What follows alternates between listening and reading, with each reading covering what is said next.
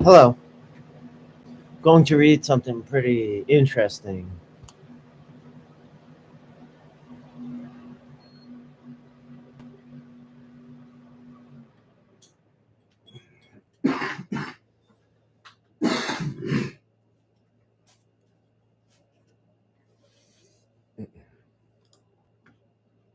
One moment, please.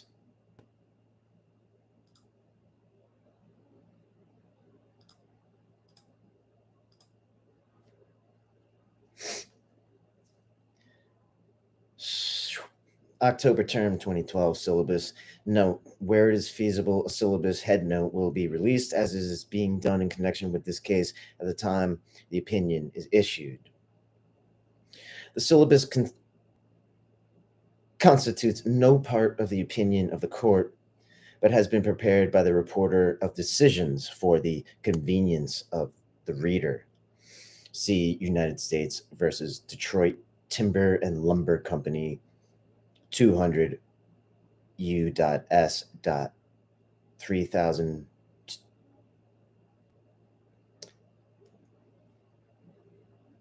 321,337. Supreme Court of the United States syllabus. Association for Molecular Pathology et al. V. Myriad Genetics Incorporated et al. Certiorari. Certiorari to the United States Court of Appeals for the Federal Circuit, number 12-398, argued April 15th, 2013, decided June 13th, 2013. Each human gene is encoded as deoxyribonucleic acid, DNA, which takes the shape of a double helix. Each crossbar in that helix consists of two chemically joined nucleotides. Sequences of DNA nucleotides contain the information necessary to create strings of amino acids used to build proteins in the body. The nucleotides that code for amino acids are exons, and those that do not are introns. Scientists can extract DNA from cells to isolate specific segments for study. They can also synthetically create exons only strands of nucleotides known as complementary DNA, cDNA. cDNA contains only the exons that occur in DNA, omitting the intervening introns. Respondent Myriad Genetics Incorporated. Myriad obtained several patents after discovering the precise location and sequence of the BRCA1 and BRCA2 genes, mutations of which can dramatically increase the risk of breast and ovarian cancer. This knowledge allowed Myriad to determine the gene's typical nucleotide sequence, which in turn enabled it to develop medical tests useful for detecting mutations in these genes in a particular patient to assess the patient's cancer risk. If valid, Myriad's patents would give it the exclusive right to isolate an individual's BRCA1 and BRCA2 genes, and would give Myriad an exclusive right to synthetically create BRCA cDNA. Petitioners filed suit seeking a declaration that Myriad's patents are invalid under 35 U.S.C.101 as tilde 101 or some kind of symbol 101. As relevant here, the district court granted summary judgment to petitioners, including the Myriad's, concluding that Myriad's claims were invalid because they covered products of nature. The Federal Circuit initially reversed, but on remand, in light of Mayo Collaborative Services versus Prometheus Laboratories Incorporated, 566 U.S. The circuit found both isolated DNA and cDNA patent eligible. Page 2, Association for Molecular Pathology, V. Myriad Genetics Incorporated, syllabus, held a naturally occurring DNA segment is a product of nature and not patent eligible merely because it has been isolated. But cDNA is A. The Patent Act permits patents to be issued to W. Whoever invents or discovers any new and useful composition of matter, 101. But laws of nature, natural phenomenon, and abstract ideas are basic tools of scientific and technological work that lie beyond the domain of patent protection. Mayo, Supra Act. The rule against patents on naturally occurring things has limits. However, patent protection strikes a delicate balance between creating incentives that lead to creation, invention, and discovery, and impeding the flow of information that might permit, indeed spur, invention. ID Act.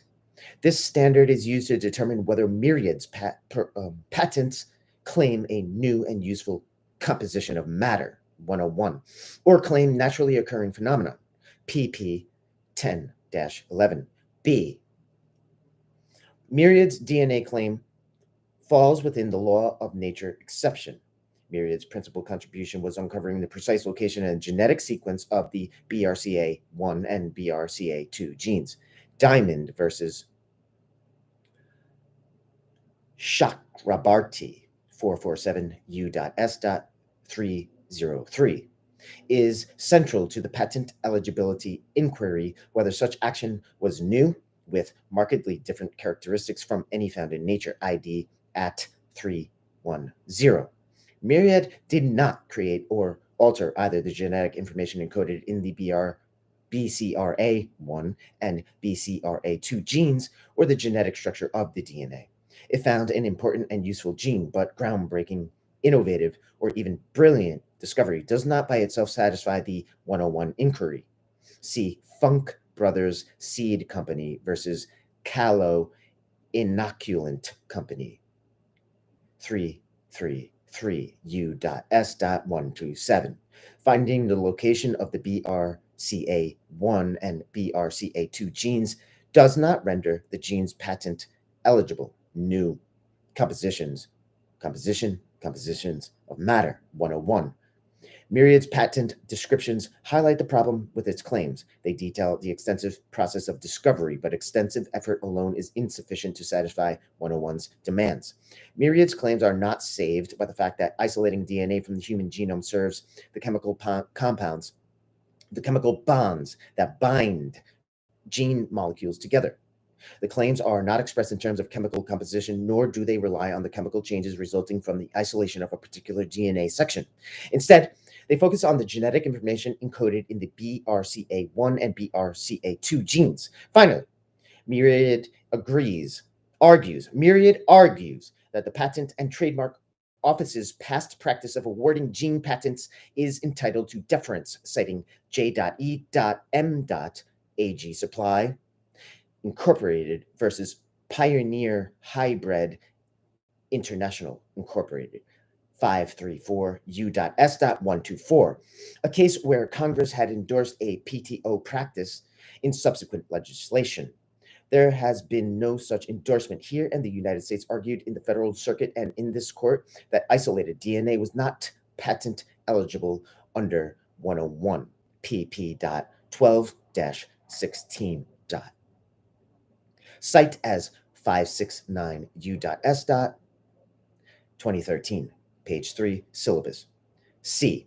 cDNA is not a product of nature, so it is patent eligible under 101. cDNA does not present the same obstacles to patentability as naturally occurring isolated DNA segments. Its creation results in an exons-only molecule, which is not naturally occurring. Its order of the exons may be dictated by nature, but the lab technician unquestionably creates something new when introns are removed from a DNA sequence to make cDNA, pp.16-17. D. This case, it is important to note, does not involve method claims, patents on new applications of knowledge about the BRCA1 and BRCA2 genes, or the patentability of DNA, in which the order of the naturally occurring nucleotides has been altered. pp.17-18. 689F.3D 1303, affirmed in part and reversed in part. Thomas J. delivered the opinion of the court in which Roberts C.J. and Kennedy, Ginsburg, Breyer, Alito, Sotomayor, and Kagan J.J. joined, in which Scala J. joined in part. Scala J. Filed an opinion concurring in part and concurring in the judgment. Cite as here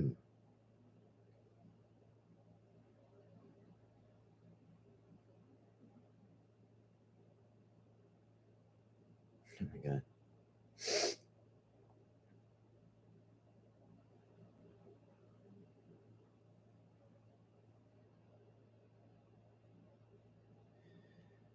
Cite as semicolon 569 U.S. 2013 opinion of the court. Notice, this opinion is subject to formal revision before publication in the preliminary print of the United States reports. Readers are requested to notify the reporter of decisions. Supreme Court of the United States, Washington, D.C. 20543, of any typographical or other formal errors, in order that corrections may be made before the preliminary print goes to press. Supreme Court of the United States, number 12-398, Association for Molecular Pathology, et al., Petitioners versus Myriad Genetics Incorporated, et al., on writ of certiorari to the United States Court of Appeals for the Federal Circuit, June 13, 2013. Justice Thomas delivered the opinion of the court respondent, Myriad Genetics.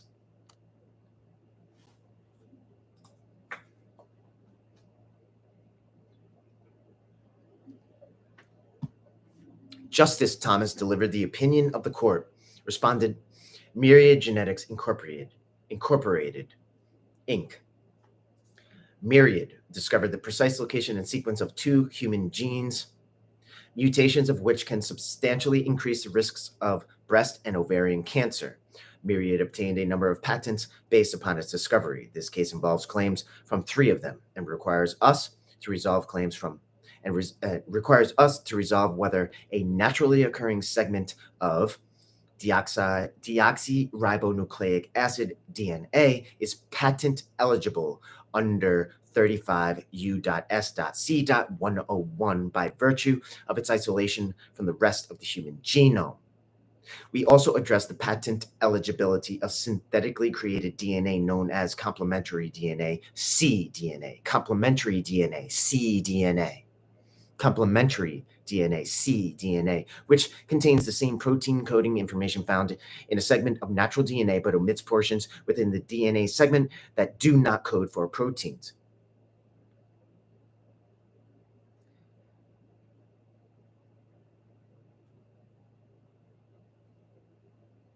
For the reasons that follow, we hold that a naturally occurring DNA segment is a product of nature and not patent eligible merely because it has been isolated, but that cDNA, or complementary DNA, is patent eligible because it is not naturally occurring. We therefore affirm in part and reverse in part the decision of the United States Court of Appeals for the Federal Circuit.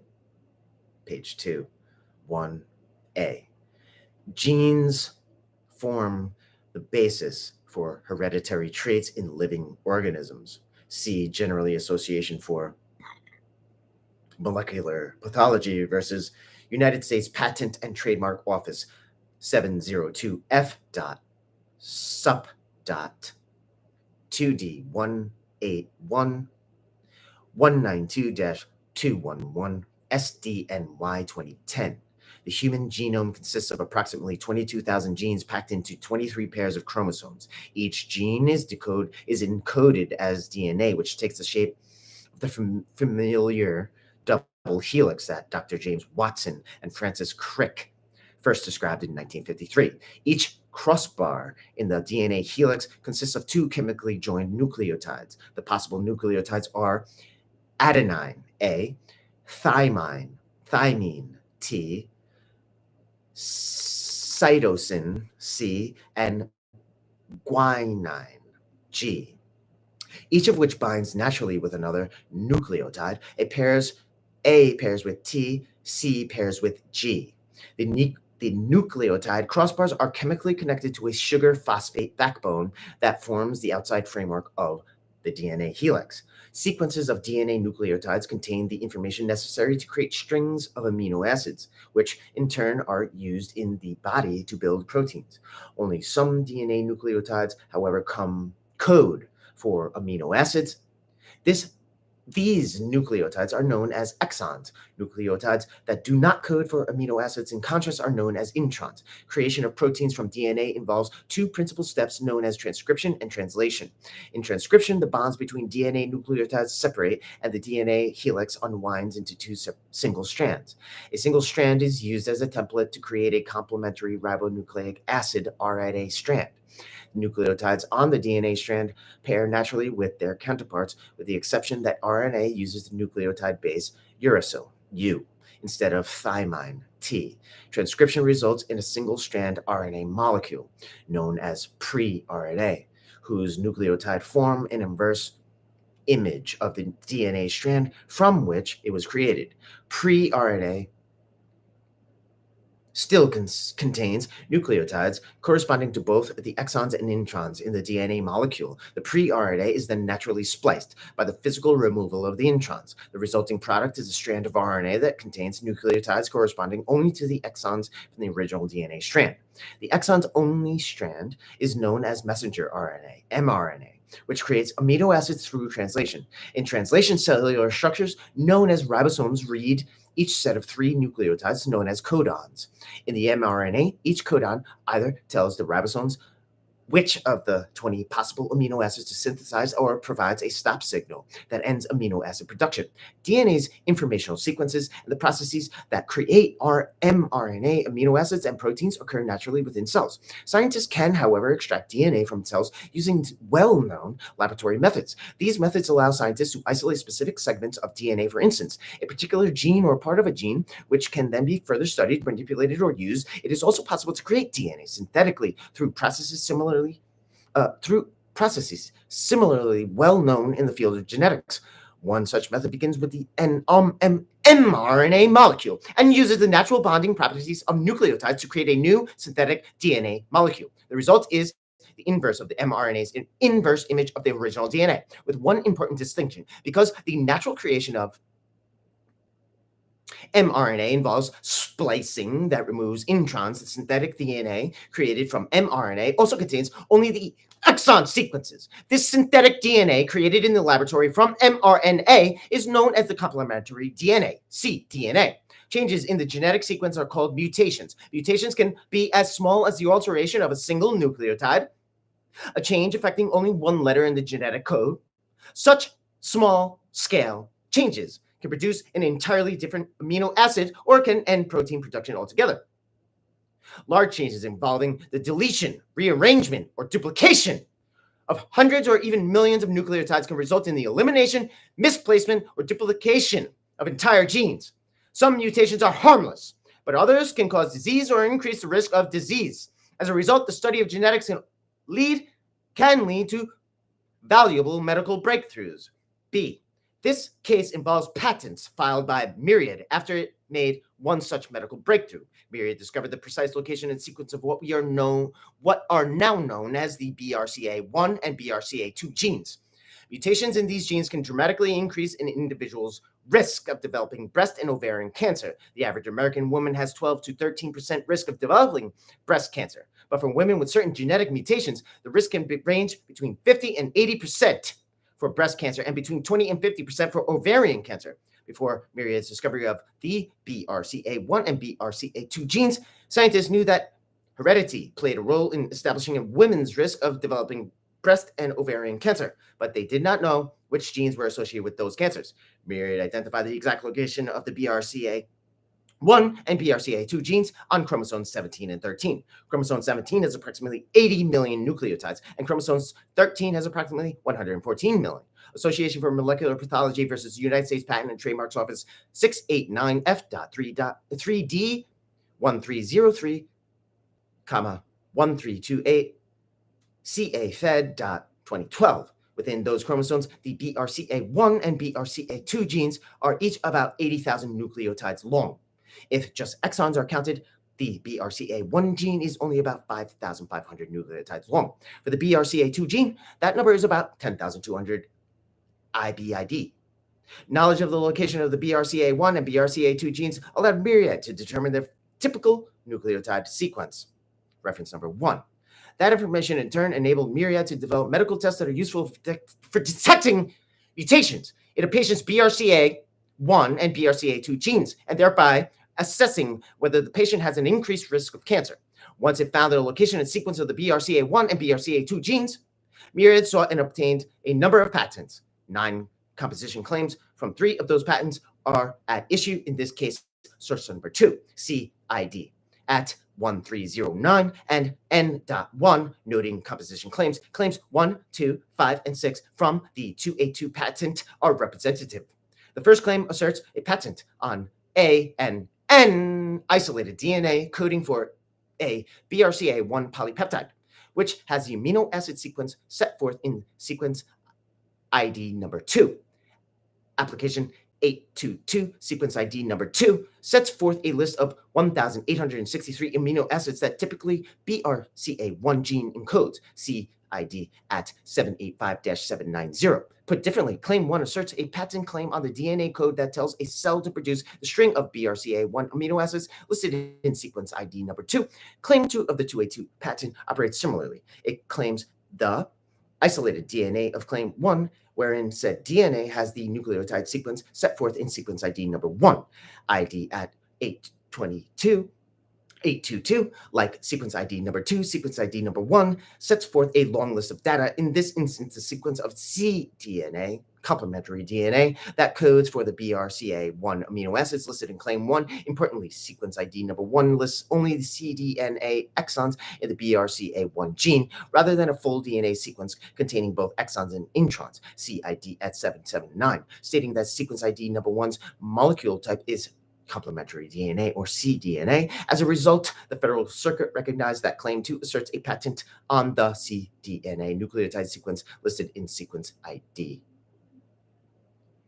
number 1, which codes for the typical BRCA1 gene, 6A9F.3D at 1326 N9, ID at 1337, more J, concurring in part, ID at 1356, Bryson J, concurring in part and dissenting in part. Claim 5 of the 282 patent claims a subset of data in Claim 1. In particular, it claims A and N isolated DNA having at least 15 nucleotides of the DNA. Claim 1, App 822. The practical effect of Claim 5 is to assert a patent on any series of 5 nucleotides that exist in the typical BRCA1 gene. Because the BRCA1 gene is thousands of nucleotides long, even BRCA1 genes with substantial mutations are likely to contain at least one segment of 15 nucleotides that correspond to the typical BRCA1 gene.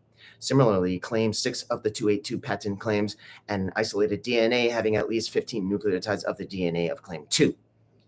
IBID. This claim operates similarly to Claim 5, except that it references the cDNA or complementary DNA-based Claim 2. The remaining claims are at issue are similar, though several list common mutations rather than typical BRCA1 and BRCA2 sequences. See IBID Claim 7 of the 282 patent ID at 930, Claim 1 of the 473 patent ID at 1028, Claims 1, 6, and 7 of the 492 patent. Myriad's patents would, if valid, give the exclusive right to isolate an individual's BRCA1 and BRCA2 genes or any strand of 15 or more nucleotides within the genes by breaking the covalent bonds that connect the DNA to the rest of the individual's genome. The patents would also give Myriad the exclusive right to synthetically create BRCA cDNA, complementary DNA. In Myriad's view, manipulating BRCA DNA in either of these fashions triggers its right to exclude others from making its patented composition of matter under the Patent Act 35 U.S.C. 154A1.